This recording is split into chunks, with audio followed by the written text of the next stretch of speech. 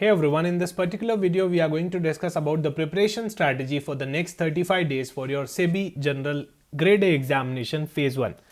Right? Before starting the discussion, would like to tell you about the very special batch. This is a crash course 3.0 batch. There will be live classes, notes and mock test. Right? So you'll be getting video lectures, MCQ sessions and a lot of mock test as well in this particular course. So you can later on check out this course. So guys, your important dates for the examination are phase 1 and phase 2. Phase 1 is scheduled on 10th of January. Phase 2 is scheduled on 21st of January, right? So guys, today is 5th December 2025 and your exam is scheduled on 10th of January 2026. So we are having roughly here 35 days, right?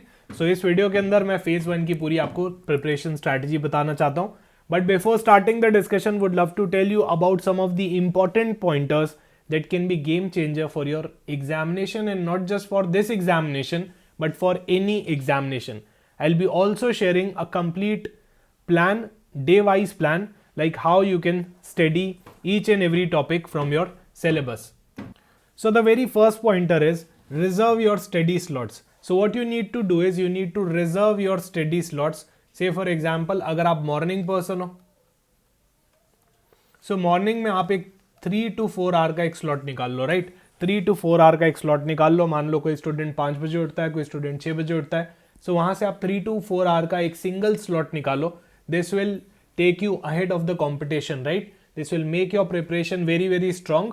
और सबसे पहले जो आपको सबसे difficult लगता है वो वाले सब्जेक्ट से चालू करो, क्योंकि मॉर्निंग के अंदर you have the highest energy level, right? Morning में you have the highest energy level. वहां पे जो भी आपको सब्जेक्ट डिफिकल्ट लगता है उससे आप चालू करो और 3 to 4 आवर का एक सिंगल स्लॉट निकालने का ट्राई करो.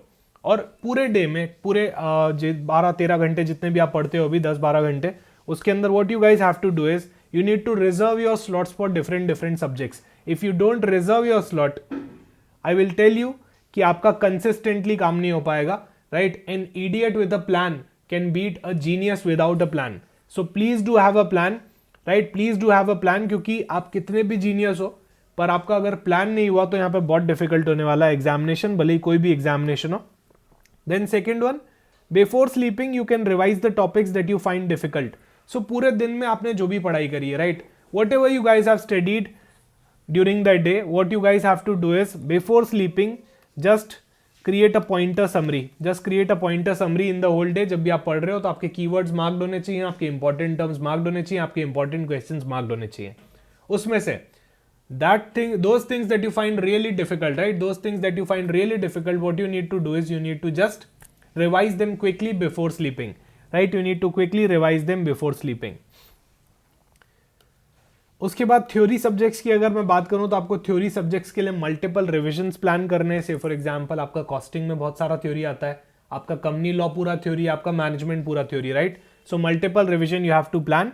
एंड लास्ट फ्यू डेज के अंदर बहुत सारे रिविजन होने चाहिए specifically related to theory subject. Why? क्योंकि लास्ट तक जाते जाते आप भूल जाते हो, है ना? लास्ट डेज के अंदर थ्योरी को रिवाइज करना ज्यादा इंपॉर्टेंट हो जाता है. Coming to the finance current affairs, आप पहले रीसेंट 3 months का फाइनेंस करंट अफेयर्स टारगेट करो, राइट? रीसेंट 3 months का आप फाइनेंस करंट अफेयर्स टारगेट करोगे.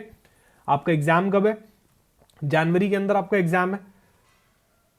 सो यहां पे आप अक्टूबर, नवंबर, दिसंबर और जनवरी फर्स्ट वीक के जो आपके फाइनेंस करंट अफेयर्स है उनको आप बहुत अच्छे से करोगे, right?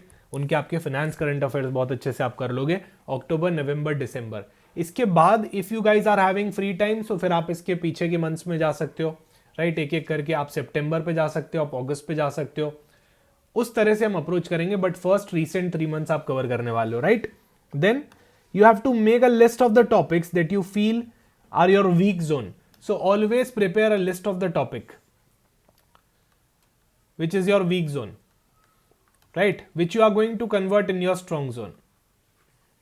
Which you are going to convert in your strong zone. So यहाँ पे हमको एक लिस्ट बनानी है पूरी की पूरी, जहाँ आपके सारे वीक जोन्स लिखे हुए होने चाहिए, ताकि आपको पता हो कि okay this is the list, ये मेरा फियर फैक्टर है.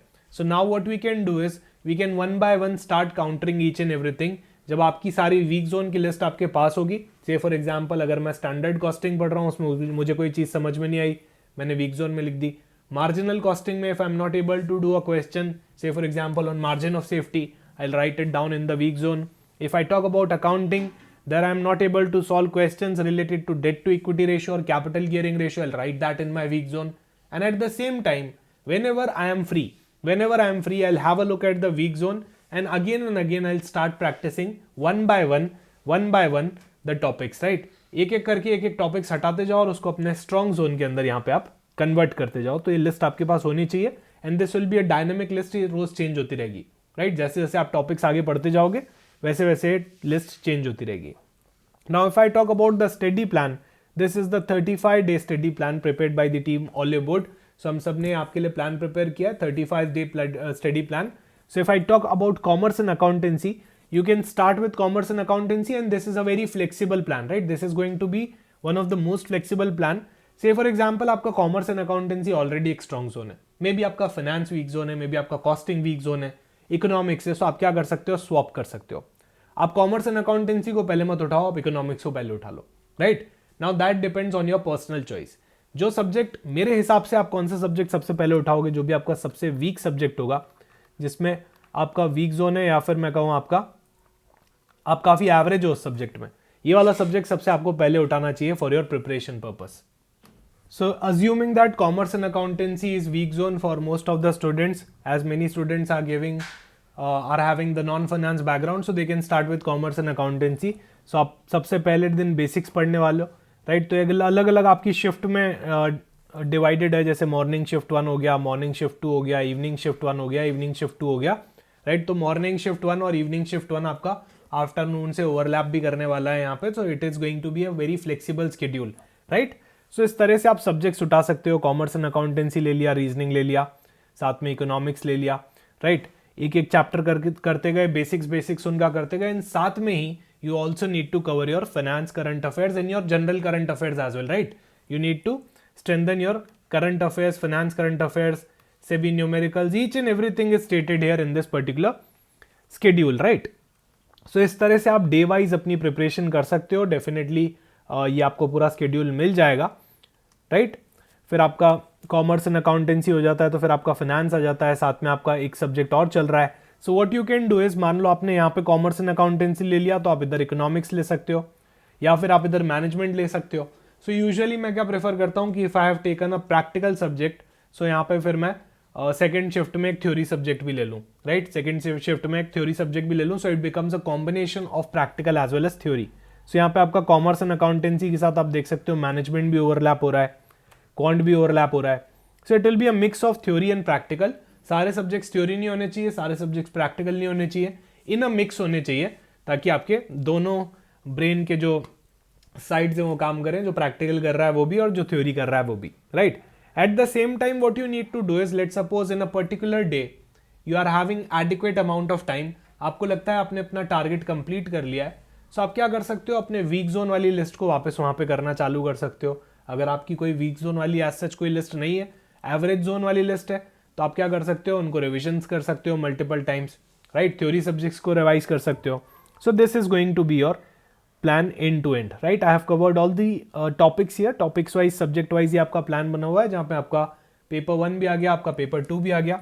Now if I tell you about paper 1 and paper 2, सो आप यहाँ पे क्या करो, पेपर 1 को अगर आपका ऑलरेडी एक ठीक ठाक सा प्रिपरेशन हो चुका है, सो आपको इसको नॉर्मल जोन में रखना चाहिए. पेपर 2 को आपको अग्रेसिव जोन में रखना चाहिए. What do I mean by aggressive zone and normal zone is, paper 2 आपका फेज 2 में भी काम में आने वाला है, right? It will be helpful for you guys in phase 1, phase 2 as well as in the interview.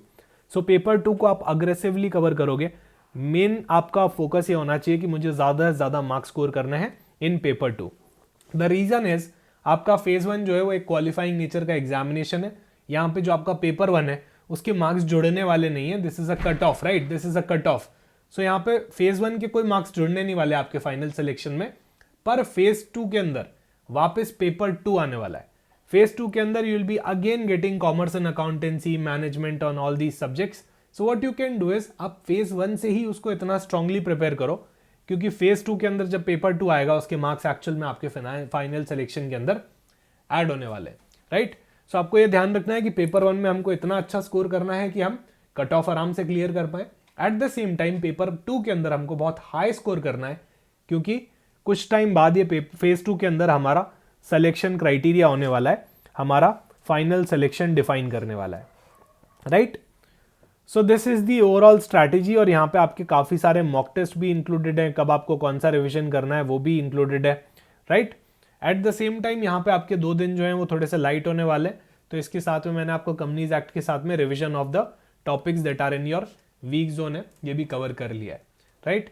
अच्छा, paper for your phase 1, for your phase 2, it's not a separate preparation, the preparation will go hand in hand only, and we all know that जो हम paper 2 में पढ़ने वाले हैं phase 1 के अंदर, वही पेपर 2 में आने वाला है आपके फेज 2 में, but on a moderate to difficult level. So why not to strengthen अभी से ही, और हम दोनों फेजेस की एक साथ प्रिपरेशन करें, ताकि हम वहाँ पे ये फेज खत्म होते ही हम अपने इंग्लिश डिस्क्रिप्टिव को भी टाइम दे पाएं, और उसके बाद पेपर 2 के मल्टीपल रिविजन्स को भी टाइम दे पाएं, right. So this is all about the strategy guys. अगर आपकी कोई क्वेरी है तो डेफिनेटली आप रीच आउट कर सकते हो, राइट। नाउ काफ़ी सारे स्टूडेंट्स ऐसे हैं जिनका स्ट्रॉन्ग जोन मान लो कॉमर्स एंड अकाउंटेंसी है या कोई और सब्जेक्ट है, तो आप कैसे पढ़ सकते हो? देखो, आप अपसाइड डाउन अप्रोच मत यूज़ करो, आप down side up approach use करो। कहने का मतलब आप यहाँ से चालू करो, ये वाले टॉपिक से, डी और ई से चालू करो, then you can move to preparation of financial statements, ratio analysis and topics like that. You can focus on accounting standard, ये वाली अप्रोच यूज़ कर सकते हो। क्योंकि हमेशा जब भी हमने पढ़ा है, हमने क्या किया है, अपसाइड डाउन अप्रोच यूज़ किए, पहले बेसिक्स पढ़े, फिर एएस पढ़े, फिर फाइनेंशियल स्टेटमेंट्स पढ़े, ऐसे करके। इस बार रिवर्स अप्रोच ट्राई करो, क्योंकि लास्ट वाले टॉपिक्स जनरली आप लोगों के वीक होते हैं, right, that I have seen in most of the students. So आप डाउन साइड अप अप्रोच भी ट्राई कर सकते हो, या फिर अगर आपको ऑलरेडी पता है कि अच्छा मेरा ये वीक जोन है, मान लो किसी का बोनस इशू हो सकता है, किसी का राइट शेयर्स हो सकता है, किसी का ईसॉप्स हो सकता है, so what you can do is you can directly approach that topic, right. Costing के अंदर लीन सिस्टम को सुपर स्ट्रॉन्ग जोन में रखना है, फर्स्ट वाले चैप्टर को सुपर स्ट्रॉन्ग जोन में रखना है, मार्जिनल कॉस्टिंग को सुपर स्ट्रॉन्ग जोन में रखना है। एट द सेम टाइम अच्छा, यूनिट कॉस्टिंग भी आपका सुपर स्ट्रॉन्ग जोन में जाएगा। ये कुछ चैप्टर्स हैं जो आपको बहुत हाई स्कोर करने में हेल्प करेंगे, कट ऑफ क्लियर में हेल्प करेंगे, राइट। उसके अलावा मैं बात करूं अगर स्टैंडर्ड कॉस्टिंग की, so I know that this is a complex chapter. So यहाँ पे आपको क्या करना है, मटेरियल वेरिएंस, लेबर वेरिएंस, इन सबके बेसिक वाले क्वेश्चन सॉल्व करने हैं। बहुत हाई लेवल के क्वेश्चन हमको सॉल्व यहाँ पे नहीं करने, मैं ऐसा एडवाइस जनरली नहीं करता हूँ। वाई? बिकॉज यूजुअली एग्जामिनेशन में काफ़ी बार देखा गया है, based on the PYQ analysis इसका वेटेज कम रहा है, पहली चीज़।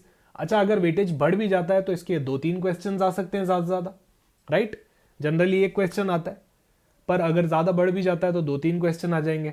And if you are aware of the concepts of this chapter तो आप आराम से इसको सॉल्व कर सकते हो, बट इसको बहुत हायर लेवल पे मैं आपको फोकस नहीं करूँगा। आई हैव सीन मेनी स्टूडेंट्स जो यहाँ ICAI का मटेरियल उठा के बैठ जाते हैं, या फिर CWA का मटेरियल, ICMAI का मटेरियल उठा के बैठ जाते हैं, राइट। सो वो मैं आपको एडवाइस नहीं करूँगा। डेफिनेटली आपने जहाँ से भी कोर्स लिया है आप वहाँ के क्वेश्चंस कर लो, वो ज़्यादा बेटर है। और ये जो कॉम्पिटिटिव एग्जामिनेशन होते हैं, इसके अंदर कभी भी किसी एक टॉपिक को बहुत ज़्यादा इंपॉर्टेंस नहीं देनी चाहिए, सारे टॉपिक्स को अच्छे से पढ़ना चाहिए। Why? Because I have seen most of the times कि वो ब्रॉडली पूछते हैं, राइट। इस चैप्टर में से वो ब्रॉडली पूछते हैं, प्लस इस चैप्टर को पढ़ने के चक्कर में हम क्या करते हैं, हमारा टाइम कंज्यूम कर देते हैं पूरा, और दूसरी चीज़ों को छोड़ना चालू कर देते हैं, right. So there should be a balanced approach always. Lean system, multiple revision, you have to give multiple revisions in the lean system. If I talk about Companies Act, this is purely a theory topic, right? तो मेरे हिसाब से आप लोगों के लिए jackpot आने वाला है, इसको आप बार बार पढ़ो, इट्स नॉट दैट इंपॉर्टेंट। और मैंने कंपनीज एक्ट का स्ट्रैटेजी वीडियो बनाया हुआ है, उसको डेफिनेटली देख लो, वहाँ से you will be getting an idea how to study companies act and what kind of questions are actually coming in the companies act. Management again a jackpot, theory है पूरा, मल्टीपल रिविजन्स दो और इससे आप हाई से high score करने का try करो। Finance, I will say 80% of your finance is theory only, right? 70 to 80% of your finance is theory only. So ये भी आपका multiple revisions के अंदर fall होना चाहिए, और इसके साथ आपको finance current affairs भी अच्छे से करने हैं। इकोनॉमिक्स में जो टॉपिक्स आपको बहुत डिफिकल्ट लगते हैं, आप उनको पहले से स्टार्ट कर लो, राइट। डिफिकल्ट वाले टॉपिक्स को हमको कभी भी लास्ट में नहीं छोड़ना चाहिए। रीजन बीइंग, क्योंकि अगर मैं कोई एक डिफिकल्ट टॉपिक लास्ट के लिए छोड़ दूंगा, so that will definitely create an issue for me. Why? Because in the last days, at the end, I can say मेरा पूरा कॉन्फिडेंस क्रश हो जाएगा, and I don't want that, right. So इसीलिए मैं पहले मेरा वीक जोन उठाता हूँ, कॉन्फिडेंस बिल्डअप कर लेता हूँ कि मैंने मेरा वीक जोन कवर कर लिया है, और जो मेरा ऑलरेडी स्ट्रॉन्ग जोन था उसके अंदर तो मुझे मोर और द लेस रिविजन ही करने हैं। सो वहाँ पे ये आराम से एक मैनेजेबल स्ट्रैटेजी हो जाती है। तो आप हमेशा अपना वीक जोन पहले उठाया करो। If you guys are looking for a course, you can check out the course of Oliveboard as well. यहाँ पे classes, notes and mock test, everything is there in this course, so you can later on check out the course highlights as well. So I am covering commerce and accountancy, I am covering costing, I am covering finance in this, I am also covering your company act wala portion, right? So thank you so much guys for watching this video. I hope this video has added value. और अभी आपको बहुत अच्छे से पढ़ाई करनी है in the last 35 days. So thank you so much. कोई भी query हो तो let me know.